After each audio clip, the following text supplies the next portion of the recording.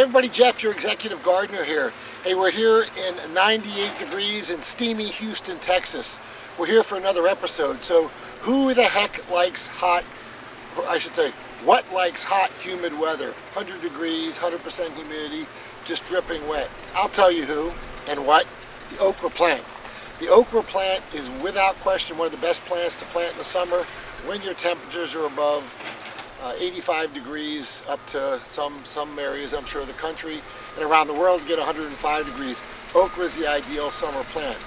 So in this episode, I'm visiting the Men for Change Missouri City Community Garden, and I'm going to show you what's growing here with the okra plant. We're going to show you in this episode how to grow okra, what to do effectively to grow the okra, how to prepare the soil, how to harvest the okra, and we'll talk a little bit about what chefs and cooks are doing with this new hot vegetable called okra. Okra has actually been called the new asparagus, so a lot of chefs are using it in various foods and meals around the country. It's not just for a gumbo or a soup anymore to thicken it up. So stay tuned, let me get behind the camera and I'll show you a little bit about the okra plant, what we're growing here in the Missouri City Community Garden. So here we are standing in front of one of the okra beds called, looks like the bowling red okra. So okra, most people do not know and don't realize that it is a close relative to the hibiscus plant. And we'll show you a flower here in a little bit. But if you're going to grow okra, it does get fairly large. And here's a whole bed of okra you'll see here.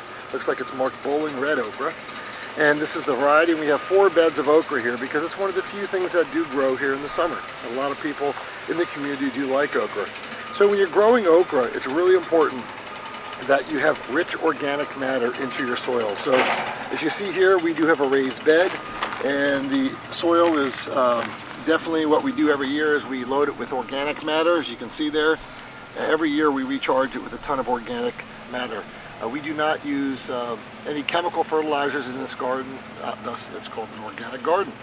So if you don't do that and you want a different method, I would encourage you to put fertilizer into your garden if you're not doing an organic garden, and you can probably put about 2 to 3 pounds of fertilizer every 100 square feet. It's real important that the roots of the okra plant do get a good amount of fertilizer and it's in rich soil if you don't have manure or other rich organic matter to put in there. So the other thing which is really important too, and you'll see we have irrigation lines all the way throughout the bed here, is that you have well-drained soil. So the plant itself needs to be watered about 1 to 2 inches per week, okay? And again, as I said earlier, the plant itself needs to be grown in warm climates. It has to be above 80, 85 degrees, and it can't get below 60, 65 at night. We don't have that issue in Houston. Now the plant, you have to be very careful when you transplant the plant. Now we've grown these from seeds. You'll see we typically space these about 12 to 15 inches apart. I'm going to hold it underneath here so you can see. They do get relatively thick stalks, and the plant from, I would say, seed to its full capacity, which is about 4, 5, 6 feet sometimes, it only takes 2.5 months, so it does grow relatively fast if it's got good nutrients, spaced appropriately, and watered, as I said, 1 to 2 inches a week. It does take up a lot of water. One of the things that I typically don't recommend is to buy seedlings from okra. And the reason why is that the seedlings are very fragile. Excuse me, the roots of the seedlings are very fragile. They don't like to be transplanted, so they can die relatively quickly.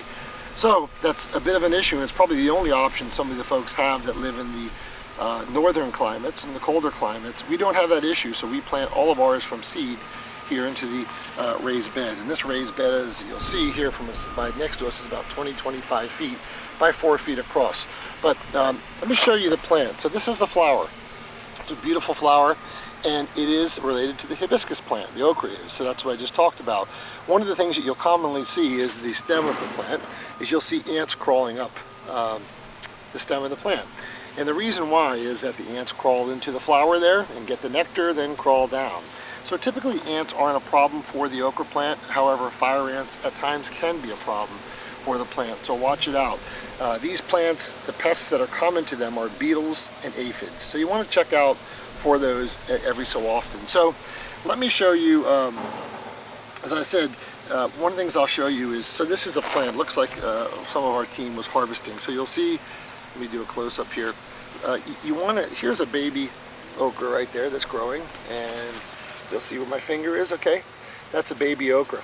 Now, these things grow relatively quick, so they can grow from a little pod like this where my finger is to a 4 or 5 inch pod, and I'll see if we can have some, in about 2 to 4 days. So they grow really quick. So you gotta keep cutting these, and you'll see here there's a few that were cut this morning, and typically these pods grow from the base up to the top of the plant. Okay, that's how it grows. And this is known as a cut and come again plant.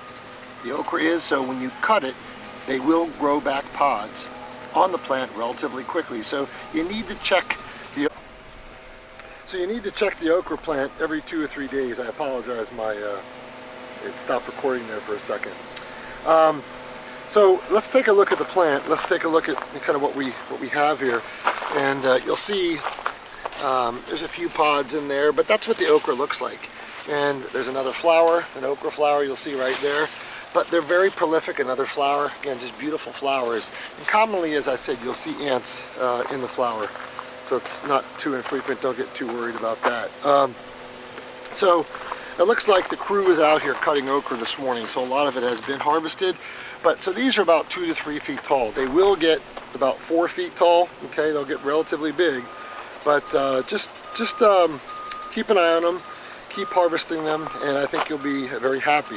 One of the other things you do, and I think our team's done pretty well here, is make sure you keep the weeds out of the bed. By keeping the weeds out of the bed, it allows obviously the nutrients to go to the plants and not to the weeds. So overall, I would say, you know, we're pretty pleased with this okra crop. It's about 2 feet, 2-3 feet now. It'll probably get to 4 or 5 feet here relatively shortly. And one of the things you can do as a tip for the okra crop is you can cut the tip off, the top 1 foot, 1.5 feet of the plant, and it will force the energy to have additional okra pop out from the main stem of the plant. So that's what we may do at the end of the year. But this is one bed of okra. We have 4 others, and I'm gonna tell you what, it does produce a ton, absolute ton of okra. So I told you this was going to be a quick episode. It is a quick episode. Again, in our community garden here, brought to you by Men for Change in Missouri City, Texas, there's not a lot that can be grown here in the middle of the summer. It's a very unforgiving climate for gardeners. The 2 things that are growing here, mainly right now, we have our sweet potatoes, another great warm season crop, and okra. One last thing I wanted to say about okra before I finish this episode is that okra is starting to be picked up a lot by chefs and cooks around the world. Now, most people know okra from its gooey or slimy type substance. It's used to thicken gumbos or stews or things like that. And people are getting away from that. So if you cut down okra early, a lot of cooks and chefs are using it on pizzas. You can fry okra, you can pickle okra.